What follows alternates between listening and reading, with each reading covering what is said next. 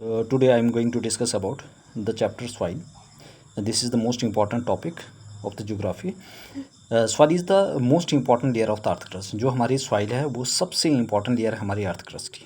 Getting it is a valuable resource. ये सबसे कौन सी resource है? Valuable. ठीक है, इसकी बहुत ही कीमत है, ये valuable resource है. Getting the bulk of our food and much of our clothing is derived from land-based crops that grows in the soil.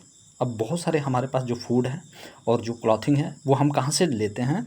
ठीक है, जो लैंड बेस्ड क्रॉप्स है दैट जो सॉइल के अंदर उगती है, सॉइल में उगती है. Getting the soil on which we depend so much for our day to day needs. अब जिस सॉइल के ऊपर हम क्या करते हैं, जीवित हैं, मतलब कि the soil on which we depend, मतलब जिस मिट्टी के ऊपर हम डिपेंड है, किसके लिए?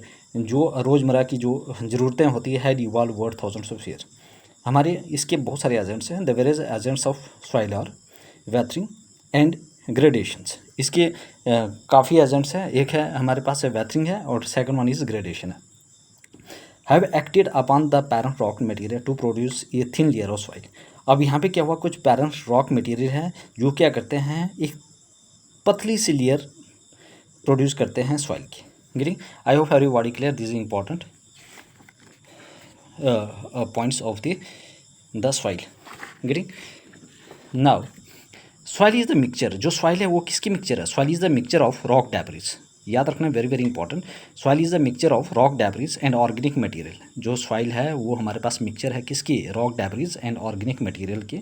याद रखना, this thing is very important. Soil किसकी मिक्सचर है? Soil is the mixture of rock debris and organic material which developed on the earth crust. जो किसके ऊपर डेवलप होती है, बनती है? अर्थ क्रस्ट के ऊपर. The major factor affecting the formation of soil. इसके क्या क्या फैक्टर्स हैं जो इफेक्ट करती है सॉइल के फॉर्मेशन में? First one is the parent, first one is the relief, second one is the parent material, third one is the climate, fourth one is the vegetation and next one is the other life form and time. याद रखना. तो जो the major factor affecting the formation of, क्या क्या soil के ऊपर जो भी मेजर फैक्टर जो इफेक्ट करता है, first one is the relief, second parent material, third climate, fourth vegetation and the fifth one is and other life forms and time. Beside this human activities also influence it to a large in. और इसके अलावा साथ में क्या हुआ, जो human का influence है, जो प्रभाव पड़ता है इसके ऊपर, ठीक है, वो भी बहुत काफ़ी एक्टिविटीज़ से इसके ऊपर फ़र्क पड़ता है. तो बिसाइड दिस इन एडिशन जो ह्यूमन एक्टिविटीज़ है, जो ह्यूमन लोग, हम लोग जो भी गतिविधियाँ करते हैं रोज़मर्रा के, ये भी इसके ऊपर बहुत सारा फ़र्क पड़ता है. Components of soil are. अब इसके क्या क्या कंपोनेंट्स है देखो, मैंने ये हैंड रिटन नोट्स है, वेरी वेरी इंपॉर्टेंट है और मैंने इसको बिल्कुल पॉइंट पॉइंट बनाया है. ठीक है, फालतू चीज़ें इसमें मैंने नहीं लिखी है. आई होप कि ताकि आप ऐसे आप अपने नोट्स बना सकते हो which helps in the preparations, getting in the preliminary examination as well as main examination as well as in the interview. Getting अब इस जो सॉइल है इसके क्या क्या कंपोनेंट्स हैं. गेटिंग अब the components of soil are, first one is mineral particle, humus, water and air. तो कंपोनेंट्स ऑफ सॉइल क्या क्या है? First one is the mineral particle, second one is humus, third one is water, fourth one is air. तो याद रखना, mineral particle, humus, water and air, ये सारे क्या है हमारे पास कंपोनेंट्स ऑफ सॉइल के. तो कौन कौन से कंपोनेंट ऑफ सॉइल है आपके पास? है ह्यूमस है, मिनरल पार्टिकल है, water and air. The actual amount of each of this depend upon the types of soil. अब इनका जो भी एक्चुअल अमाउंट होता है वो डिपेंड करता है कि सॉइल के टाइप्स क्या है. तो I hope everybody clear this important points. तो सॉइल किसका मिक्सचर है? Rock, debris and organic material. If somebody ask you, soil is the mixture of, first one is the rock debris, second one is the organic material. जो किसके ऊपर develop होती है? On the earth crust. Major feature जो effect करता है formation soil में, relief, parent material, climate, vegetation types, life form and other life forms and time. Beside this human activity also influence it to a large extent. और human की जो भी गतिविधियाँ होती है इसके ऊपर बहुत सारा इफेक्ट पड़ता है. कंपोनेंट्स ऑफ सॉइल क्या क्या है? Mineral particle, humus, water and air. The actual amount of each of this depend upon the types of soil. जो एक्चुअल अमाउंट हो वो डिपेंड करता है कि सॉइल की टाइप्स क्या है. Next, some soils are deficient. बहुत सारे हमारे पास जो सॉइल होती है वो क्या होती है? डेफिशिएंट होती है, मतलब उसमें कुछ चीज़ की कमी होती है. इन one or more of this, या तो एक चीज़ की या तो एक से ज़्यादा चीज़ों की कमी होती है. गेटिंग तो some soils are deficient in one or more of this, while there are some others that have varied combination. कुछ ऐसे सॉइल है जिसमें किसी चीज़ की कमी होती है और कुछ चीज़ें ऐसी है जिसमें कुछ अलग अलग चीज़ों की कम्बिनेशन होती है. If soil consist of 3 layer, means जो हमारे पास सॉइल है ये 3 लेयर से बनी होती है जिसको कहा जाता है हॉरिजन्स. याद रखना, सॉइल के कितने लेयर्स है? 3 लेयर्स, जिसको कहा जाता है हॉरिजन. आई होप एवरीबॉडी क्लियर. तो सॉइल के कितने लेयर्स है? 3, जिसको कहा जाता है हॉरिजन। पहला horizon A, horizon B and horizon C. Getting? तो how many layers of the soil are? 3, horizon A, horizon B and horizon C. तो हॉरिजन ए के बारे में पहले हम डिस्कस करेंगे, ठीक है। I am going to discuss about the horizon A. तो हॉरिजन ए में क्या होता है? This is the top most zone, ये सबसे ऊपर वाली लेयर होती है। Where organic material have got incorporative with the mineral water nutrients and water. तो इसमें जो क्या होता है कि जो ऑर्गेनिक मटेरियल होता है वो किससे जुड़ के होता है? मिनरल से, मिनरल मटेरियल मैटर से, न्यूट्रिएंट से एंड वाटर। याद रखना, जो हॉरिजन ये होता है, ये क्या होता है हमारे पास? सबसे टॉप मोस्ट जोन होता है where organic material have got incorporative with the mineral matter. जो इन ऑर्गेनिक मटेरियल होता है वो किसके साथ इनकॉपरेट करता है? Mineral matter, nutrients and water. Mineral matter, nutrients and water which are necessary for the growth of plants. याद रखना, ये चीज़ें किसके लिए इंपॉर्टेंट होती है? For the growth of plants. चाहे आपके पास किसके साथ इनकॉपरेट करती है ऑर्गेनिक मटेरियल, वो इनकॉपरेट करती है किसके साथ? मिनरल मैटर, न्यूट्रिएंट्स, वाटर, और जो किसके लिए इंपॉर्टेंट होता है? Necessary for the growth of plants. तो इसका मतलब कि ये टॉप मोस्ट लेयर होती है, ये किसके लिए इंपॉर्टेंट होता है? For the growth of plants के लिए क्या क्या चाहिए? Mineral, water, nutrients, water, organic material getting. Second one is the horizon B. Horizon B क्या होता है? ट्रांजिशन होता है बिटवीन, ट्रांजिशन मीन्स बीच का पार्ट होता है। हॉरिजन ए और हॉरिजन सी, तो transition zones between the horizon A and horizon C and contains matter drive from below as well as from above. अब यहाँ पे क्या होता है? बीच का जोन होता है, इसको ये ऊपर से भी मटेरियल मैटर को ड्राइव करता है और जो नीचे होता है लेयर होती है उससे भी ड्राइव करता है। तो आई होप हॉरिजन बी क्या करता है? This is the transition zones which drive the matter from upper to below, ठीक है। ऊपर से भी और नीचे से भी क्या करता है? ये चीज़ों को लेता है, getting. And it has some organic matter in it. अब जो हॉरिजन बी है इसमें कुछ ऑर्गेनिक मैटर होता है, although the mineral matter is noticeable वेथड, ठीक है। अब इसमें जो भी मिनरल मैटर हम जब उसको नोटिस करते हैं तो वो बिखरे हुए वगैरह होते हैं, ठीक है, मतलब कि ब्रेक डाउन होते हैं। Next one is horizon C. तो हॉरिजन सी क्या है? Is composed of loose parent material. और इसमें क्या होता है कि बिल्कुल जो भी मटेरियल मैटर होते हैं, मटेरियल होते हैं वो बहुत ही लूज होते हैं, ठीक है। This layer is the first stage in the soil formation. और यही जो लेयर है ये पहली स्टेज है सॉइल फॉर्मेशन की। तो सबसे लूज लेयर कौन सी है? Horizon C. तो ये composed of loose parent material. This layer is the first stage in the soil formation. यही लेयर है जो हमारे पास सॉइल की फॉर्मेशन करती है, formation process, and eventually form the above 2 layer. और उसके बाद क्या करती है? 2 लेयर बनाती है, गेटिंग। तो फर्स्ट लेयर कौन सा? Horizon C.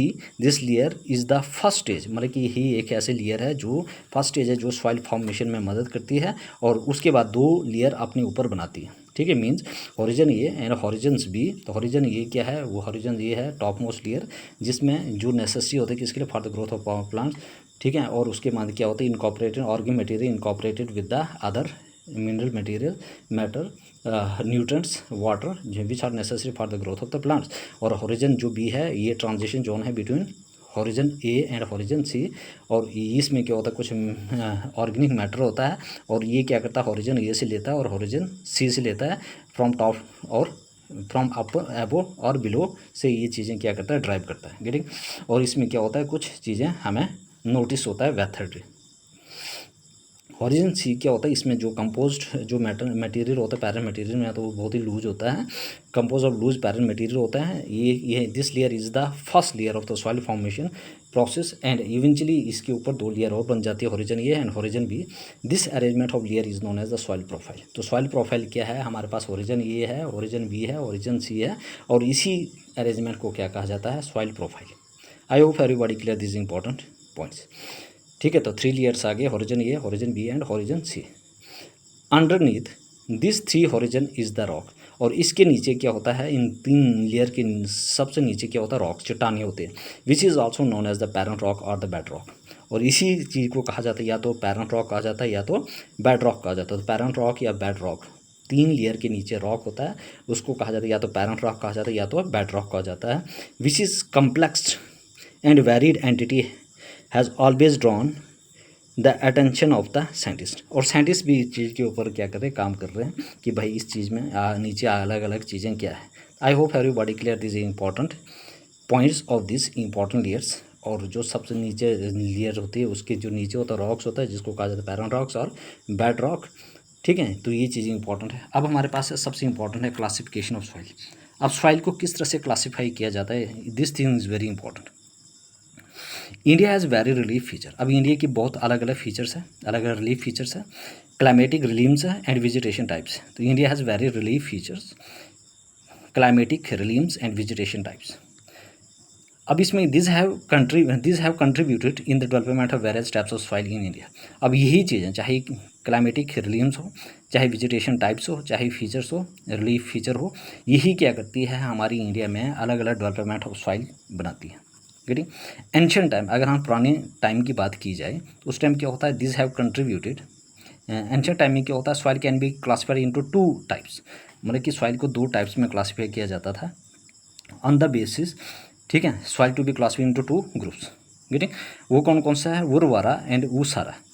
तो एंशियंट टाइम में सॉइल को दो can be classified into 2 main groups, 2 groups में क्लासीफाई किया जाता था। वन इज उर्वरा एंड सेकंड वन इज ऊसारा। उर्वरा एंड ऊसारा ये कब क्लासीफाई किया जाता था, एंशियंट टाइम में 2 टाइप्स ऑफ 2 ग्रुप्स में क्लासीफाई किया जाता था उर्वरा एंड ऊसारा, which are fertile and sterile, जो बहुत ही फर्टाइल भी थी और कुछ स्ट्राइल भी थी। फर्टाइल मीन्स जहाँ पे क्रॉप की प्रोडक्शन होती थी, और स्ट्राइल होते जहाँ पे क्रॉप की प्रोडक्शन नहीं होती थी। ठीक है, तो याद रखना। तो इसका मतलब कि जो उर्वरा था वहाँ पे फर्टाइल थी, और जो ऊसारा था वो था स्ट्राइल। गेटिंग, तो एंशियंट टाइम में सॉइल को 2 ग्रुप्स में डिवाइड किया है, उर्वरा एंड ऊसारा, means one is the fertile and other is sterile. In the 16th century, अगर हम 16वीं शताब्दी की बात की जाए, soil were classified on the basis of their inherent characteristics. जो सॉइल थी उसको किसके बेसिस पे क्लासीफाई किया जाता है, उनके inherent characteristics and external feature. And 16th century में क्या था, जो soil can be classified on the basis of inherent characteristics and external feature such as, देखो वो कौन कौन से फीचर थे।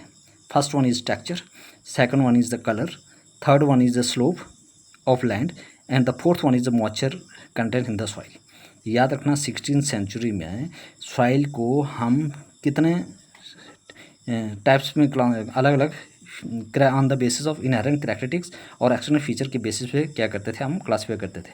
First one is the texture क्या थे, उसका कलर क्या था, स्लोप ऑफ द लैंड क्या था, moisture content in the soil, मतलब कि सॉइल में कितने मतलब जो मॉइस्चर थे, मतलब नमी थी, उसका कितना कॉन्टेंट था। Getting, I hope everybody clear this important points. On the basis of texture, अब टेक्सचर के बेसिस पे हम क्या करेंगे, क्लासीफाई करेंगे इसको based on texture. Main soil types are, अब कौन कौन से सॉइल की टाइप्स हैं, main soil types are identify as sandy, clayey, silty and loam. Getting, तो बेस्ड ऑन टेक्सचर जो सॉइल है वो मतलब कि कितने टाइप्स में क्लासीफाई है, चाहे सैंडी हो, चाहे क्लेई हो, सिल्टी और लोम। सैंडी, सिल्टी, क्ले और लोम, ये किसके बेसिस पे, on the basis of texture. तो on the basis of texture, on the basis of इस टेक्सचर के बेसिस पे ये चीज़ें क्या क्या थी। गेटिंग, तो टेक्सचर के बेसिस पे जो सॉइल थी वो उसको हम आइडेंटिफाई करेंगे, या तो वो सैंडी हो सकती है, या तो क्लेई हो सकती है, या तो लोम हो सकती है, या तो सिल्टी हो सकती है। तो sandy, clayey, silty and loam ये किसके बेस था, on the basis of texture. तो सैंडी, क्लेई, सिल्टी और loam, sandy, silty, clayey, silty and loam. On the basis of colour they were red, yellow और ब्लैक। तो टेक्सचर के basis पे 4, चाहे सैंडी हो, चाहे क्लेई हो, चाहे सिल्टी हो, चाहे लोम हो। कलर के बेसिस पे रेड, येलो और ब्लैक। गेटिंग, तो कलर के बेसिस पे रेड, येलो और black. Since independence scientist survey of soil have been conducted by various agency. ठीक है, तो इंडिपेंडेंस के टाइम क्या हुआ उसके बाद, ठीक है, जो साइंटिस्ट थे उन्होंने क्या किया, सॉइल के बारे में स्टडी करना शुरू कर दिए थे। बहुत सारे जो एजेंसी थे उन्होंने सर्वे करना शुरू कर दी थी इसके बारे में। तो soil survey of India establish, soil की सर्वे इंडिया में कब एस्टैब्लिश हुई थी, 1956 में, आज़ादी के बाद। ठीक है, तो आज़ादी के बाद क्या हुआ था, साइंटिस्ट ने क्या किया, सॉइल की सर्वे की। Getting, survey soil survey of India establish in 1956। Man comprehensive studies of soil in selected areas like Damodar valley. तो जो भी उन्होंने जो सबसे ज़्यादा अच्छी तरह जो सॉइल की स्टडी की थी, सिलेक्टेड एरियाज कौन थे, वो थी दामोदर वैली। कौन थी, एक दामोदर वैली। तो सॉइल सर्वे ऑफ इंडिया कब एस्टैब्लिश हुई थी, 1956। जो उन्होंने सिलेक्टेड एरियाज किया था सॉइल सर्वे के लिए, वो थी आपके पास Damodar valley. I hope everybody clear this important points. Getting, the National Bureau of Soil Survey and the Land Use Planning and Institute under the control of the Indian Council of Agriculture Research. ठीक है। तो जो national bureau of soil सर्वे था and the land use planning and institute under the control of, किसके control में थी? Indian council of agriculture research. याद रखना ICR क्या होता है? Indian council of agriculture research did a lot of study on Indian soil. उन्होंने क्या किया, इंडियन की जो भी सॉइल थी उसके ऊपर बहुत सारी क्या की, स्टडी की, है ना, मतलब कि बहुत सारी उसके ऊपर जानकारी ली, ठीक है, उसके ऊपर से रिसर्च किया। ICR Indian council of agriculture research, ICR क्या होता है? Indian council of agriculture research has classified Indian soil on the basis of their nature and character. तो जो Indian council of agriculture research है उन्होंने क्या किया, इंडियन सॉइल को किसके बेसिस पे क्लासिफाई किया था? नेचर और कैरेक्टर, उसका नेचर क्या, उसका कैरेक्टर क्या। तो Indian council of agriculture research इन्होंने इंडियन सॉइल के बारे में जानकारी ली, उसके ऊपर कंप्रेहेंसिव स्टडी की और उसने 2 कैटेगरी में क्लासिफाई किया। तो one is the nature, second one is the character. As per the United State Department of Agriculture, USDA Indian United State of Department of Agriculture, United State Department of Agriculture, United State Department of Agriculture soil taxonomy, ठीक है, इसके according. चलो, on the basis of, अब जो USDA था उन्होंने क्या किया, यूनाइटेड स्टेट USDA, ठीक है, United State Department of Agriculture soil taxonomy, उन्होंने उनके बेसिस पे क्या हुआ था, उन्होंने क्या किया, on the basis of genus, colour, composition और लोकेशन। कौन कौन से? On the basis of genus, colour, composition of location. तो उन्होंने किसके बेसिस किया कि इन 4 के बेसिस पे इन चीज़ों को कैटेगराइज किया। One is the genus, second one is the colour, third one is the composition, fourth one is the location. मतलब कि उनका जीनस क्या है, जीनेसिस क्या है, उनका कलर क्या है, उनका कंपोजिशन क्या और उनकी location. Genesis, colour, composition and location. The soil of India have been classified into, और जो सॉइल थी इंडिया की उनको क्लासिफाई किया into alluvial soil, black soil, red and yellow soils, laterite soil, arid soil, saline soil, peaty soil, forest soils. ठीक है, तो ये 8 कैटेगरीज में क्या कि इन चीज़ों सॉइल को क्लासीफाई किया। तो आई होप इसके बारे में ये सारी चीज़ें आगे इंपॉर्टेंट है। First one is alluvial soil, wide spread in the northern plain. ये कहाँ तक फैली है? नॉर्दर्न प्लेन तक, गिरी एंड द रिवर वैली। तो अलुवियल सॉइल जो है वो wide spread in the northern plain and the river valleys, important चीज़ें। Next, this soil cover about 40% of the total area of the country. इन्होंने क्या किया, जो हमारा देश है वहाँ पे 40% एरिया को कवर किया। तो जो ये सॉइल है ये हमारी कंट्री में 40% एरिया को क्या किया, इस सॉइल ने कवर किया। गेटिंग डिपोजिशनल सॉइल, और यही इसी सॉइल को क्या कहा जाता है, डिपोजिशनल सॉइल है। Transported and deposited bye rivers and stream. ठीक है, तो ये ट्रांसपोर्ट होती है और डिपॉजिट होती है या तो रिवर के द्वारा या तो स्ट्रीम के द्वारा। तो अलुवियल सॉइल क्या है, it's a wide spread in the northern plain and the river valley. ये कहाँ तक फैली है, wide spread in the northern plain, और दूसरा है ये रिवर वैली तक फैली है। This soil covers about 40%। जो ये जो सॉइल है इसने कम से कम 40% तक मतलब कि एरिया को कवर किया है हमारे देश में। ये कौन सी सॉइल है, डिपोजिशनल सॉइल है, ये डिपॉजिट हो जाती है एंड ट्रांसपोर्टेड एंड डिपॉजिट, या तो डिपॉजिशनल सॉइल इसलिए ट्रांसपोर्ट, इसको ये एक जगह से दूसरी जगह ट्रांसपोर्ट हो जाती है और डिपॉजिट हो जाती है किसके through, by rivers and stream. तो डिपॉजिशनल सॉइल कौन सी है, ये हमारे पास अलुवियल सॉइल है, ये ट्रांसपोर्ट और डिपॉजिट होती है या तो रिवर्स या तो स्ट्रीम से। आई hope everybody clear. Through a narrow corridor इन राजस्थान। अगर हम राजस्थान की जो नैरो कॉरिडोर है वहाँ की बात की जाए, they extend into the plain of Gujarat. अब ये वहाँ से मतलब कि जो राजस्थान के नैरो कॉरिडोर है वहाँ से लेकर गुजरात तक ये सॉइल चीज़ें फैली है। गेटिंग, तो through a narrow corridor of in Rajasthan, इसका मतलब कि ये अलुवियल सॉइल राजस्थान में मिलेगी और आपके पास गुजरात तक में मिलेगी। गेटिंग, तो through a narrow corridor in Rajasthan they extend into the plan of Gujarat. Rajasthan के नैरो कॉरिडोर से लेकर और प्लान ऑफ गुजरात तक। Getting, next one is peninsular region, they are found in the deltas of the east coast and in the river valley. अगर हम peninsular reason की बात की जाए तो ये कहाँ पे पाई जाती है, deltas of the east coast में और रिवर वैली। तो पेनिनसुलर में रीजन में ये deltas found in the deltas of the east coast and the river valley. तो peninsular in the deltas of the east coast and in the river valley. Alluvial soil vary nature from sandy loamy to clay. इसका जो nature है ना ये बदलता है। तो alluvial soil vary in nature, इनकी जो नेचर है वो बदलता है सैंडी लोम टू क्ले, मतलब कि इसका जो नेचर है वो बदलता है from sandy loam to clay. तो किसका नेचर बदलता है, अलुवियल सॉइल का नेचर वेरी करता है from sandy loam to clay. Generally rich in potash but poor in phosphorus. ये ज़्यादातर इसमें कौन सा कंटेंट ज़्यादा होता है, पोटैश, मतलब कि ये generally rich in potash, means ये वाला एलिमेंट इसमें बहुत ज़्यादा होता है, लेकिन फास्फोरस जो एलिमेंट्स है ये बहुत ही कम होता है, बहुत ही पुअर। तो generally rich in potash but poor in phosphorus, ये this thing is very very important. Generally rich in potash but poor in phosphorus. Upper and middle Ganga plain, upper और middle Ganga plain, two different types of alluvial soils have developed. अब जो अपर और जो middle है Ganga plane, जो हमारे पास Ganga plane है अपर और मिडल के पार्ट में, ये दो टाइप्स की वहाँ पे एलुवियल सॉइल पाई जाती है। ठीक है, कहाँ पे पाई जाती है? अपर और मिडल किसके? गंगा प्लेन के दो types of alluvial soil develop है वहाँ पे, एक है खादर, दूसरा है bhangar. One is the khadar, second one is the bhangar, याद रखना। खादर को हम बोलते हैं न्यू एलुवियम। ठीक है, khadar is also known as the new alluvium deposited by flood annually. ये क्या करता है? जो खादर होता है ये न्यू सॉइल होती है, मीन न्यू एलुवियम होती है, ये फ्लड के द्वारा वहाँ पे डिपॉजिट हो जाती है हर साल। Which enriches the soil by depositing fine silt. अब जब भी ये वहाँ पे डिपॉजिट होते थे, यहाँ पे अच्छी अच्छी सॉइल डिपॉजिट हो जाती है। ठीक, तो new alluvium deposit bye flood, मतलब जो खादर है न्यू एल्विलम है वो डिपॉजिट होती है फ्लड के द्वारा एनुअली, विच एनरिचेज, जो सॉइल की क्वालिटी को बढ़ा देता बाय डिपॉजिटिंग फाइन स्लिट्स। ठीक है, तो I hope everybody clear this important points. ग्री नेक्स्ट, अब है भांगर।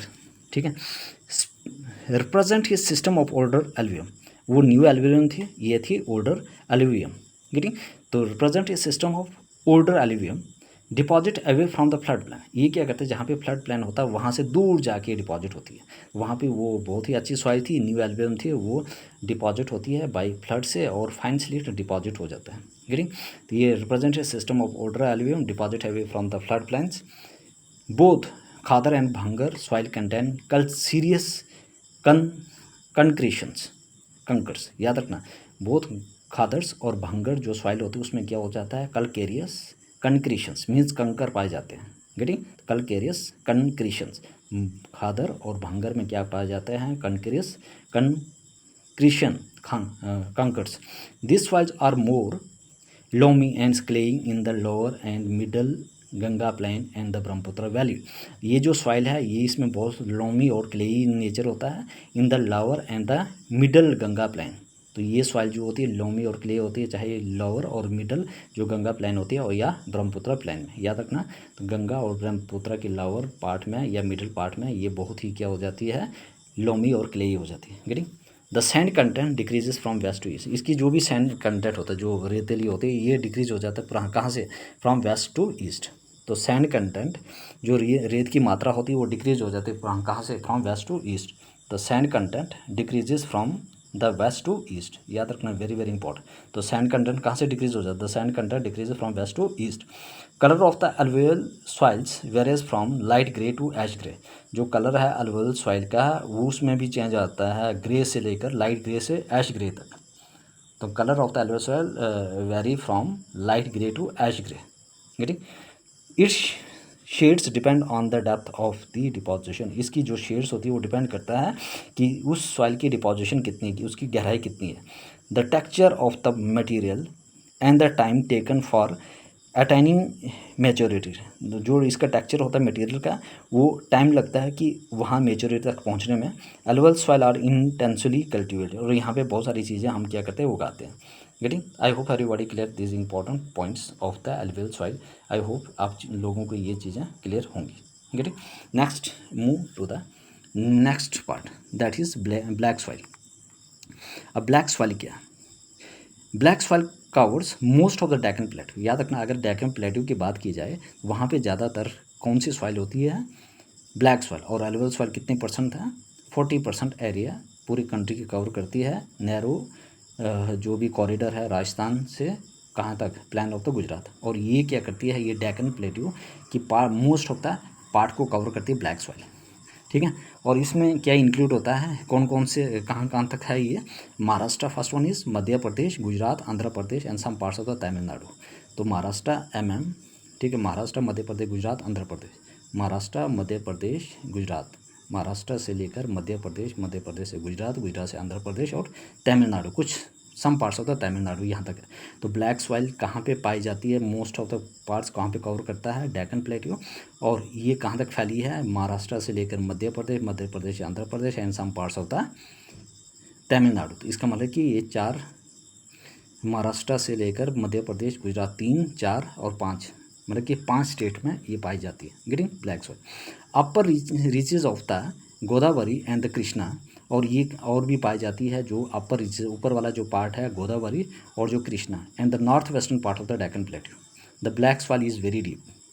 अगर हम ऊपर वाला जो चीज़ है, मतलब ऊपर वाला जो पार्ट है किसका, Godavari and Krishna, and the north western part of the Deccan plateau, upper part of the Godavari and the Krishna and the north western part of the Deccan plateau, जो ब्लैक सॉइल है ये बहुत ही गहरी है, बहुत ही डीप है। This soil are also known as the regular soil. याद रखना किस सॉइल को हम रेगुलर सॉइल कहा जाता है, ब्लैक सॉइल।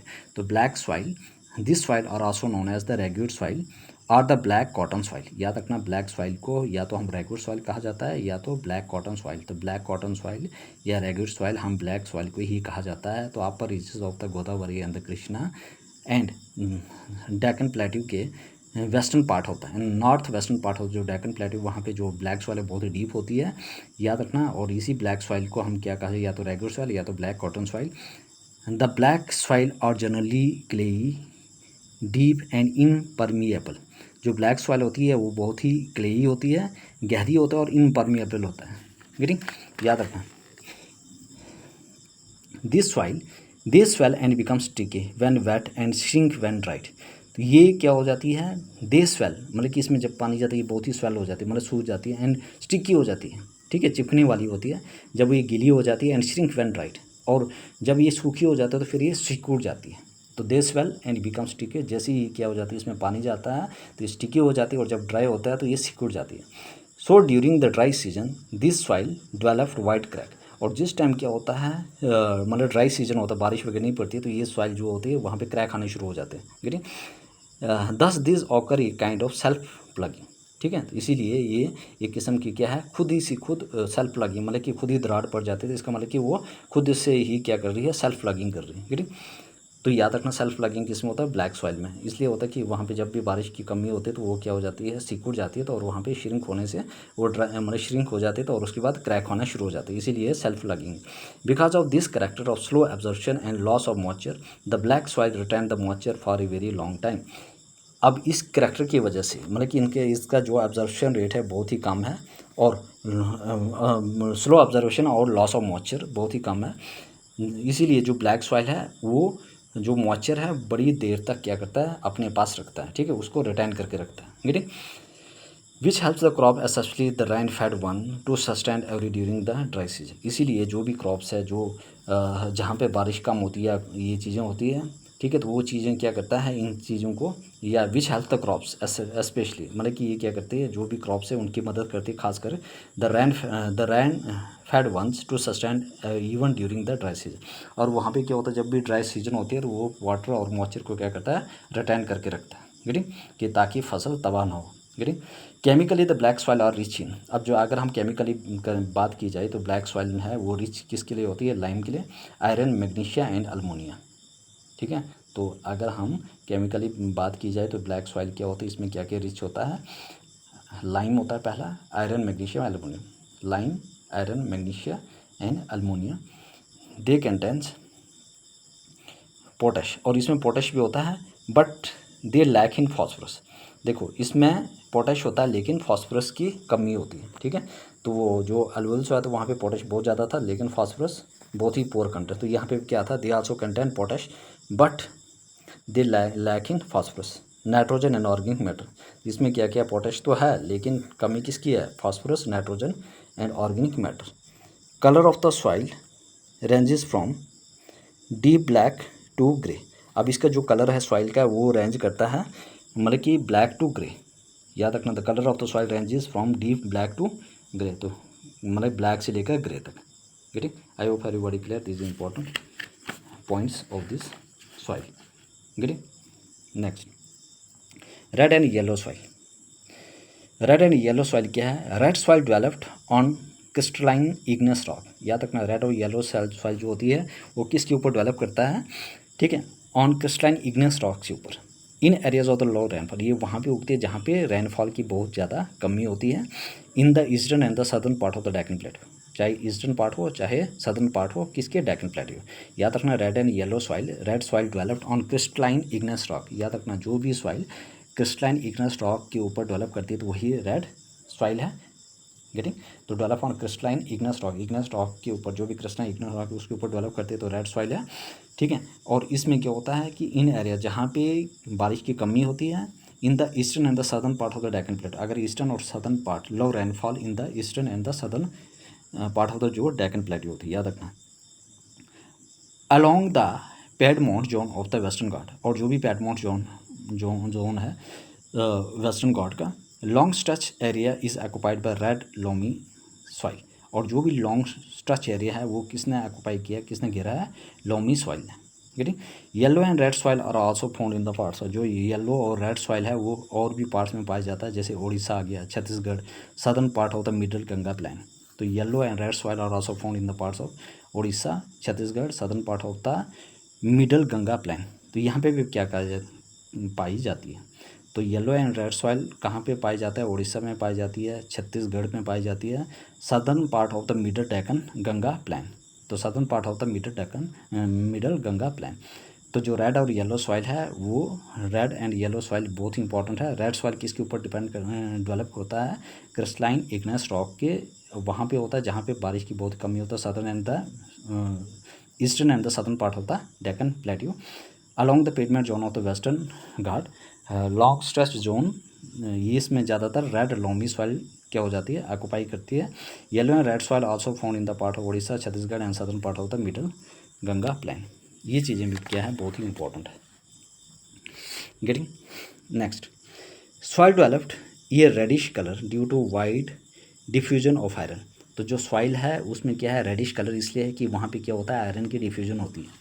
याद रखना, सॉइल इसलिए रेडिश कलर होती है क्योंकि वहाँ पे आयरन की बहुत ज़्यादा डिफ्यूजन होती है।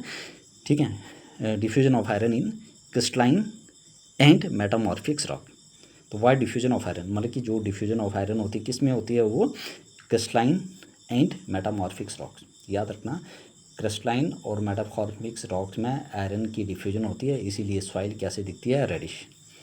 ठीक है, soil developed reddish due to the diffusion of iron in metamorphics rocks and crystalline and metamorphics rocks. It looks yellow when it occur in hydrated form. ये येलो तब दिखती है जब ये हाइड्रेटेड फॉर्म में होती है। क्या होती है, हाइड्रेटेड। ठीक है, it looks yellow when it hydrated, जब पानी की कंसंट्रेशन बहुत ज़्यादा होती है। It looks yellow when it occur in the hydrated form, जब इसमें पानी की जो होती है वो हाइड्रेटेड फॉर्म में होता है तो ये हमें कैसे दिखती है, येलो दिखती है। The fine grained red and yellow soil are normally fertile. जो भी फाइन ग्रैंड रेड और जो येलो सॉइल है वो नॉर्मली क्या होती है, फर्टाइल। तो fine grained red and yellow soil और नॉर्मली फर्टाइल। तो जो फाइन ग्रैंड सॉइल और fine grained red and yellow soil होती है नॉर्मली फर्टाइल होती है। Whereas coarse grained soil are found in dry upland areas are poor in fertility. और जो हमारे पास कॉर्स ग्रैंड सॉइल होती है ज़्यादातर ये ड्राई एरिया में पाई जाती है, ये ज़्यादा क्या हो जाती है, इसकी फर्टिलिटी बहुत ही कम होती है। They are generally poor in, इसमें किस किस की कमी होती है, नाइट्रोजन, फास्फोरस और ह्यूमस। नाइट्रोजन की कमी होती है, फास्फोरस की कमी होती है और ह्यूमस की कमी होती है। I think everybody clear this important points of this soil. Getting, I hope ये चीज़ें आप लोगों को समझ आ रही होगी, ये चीज़ें बहुत ही इंपॉर्टेंट है। Getting, I hope everybody clear this important points. ठीक है, इसके 3 पार्ट्स आएंगे और तीनों पार्ट्स में मैं डिस्कस कर लूँगा। ठीक है, ताकि पूरा सॉइल चैप्टर कंप्लीट हो। ठीक है, so that you can easily understand all this important points related to the soil. ठीक है, इंपॉर्टेंट चैप्टर एनसीईआरटीज़ का और यूपीएससी में ये प्रीलिम्स और मेंस में आता है। ठीक है, don't miss to watch this video, this is very very important. और मैंने अपने हैंड राइटन नोट्स बनाए हैं।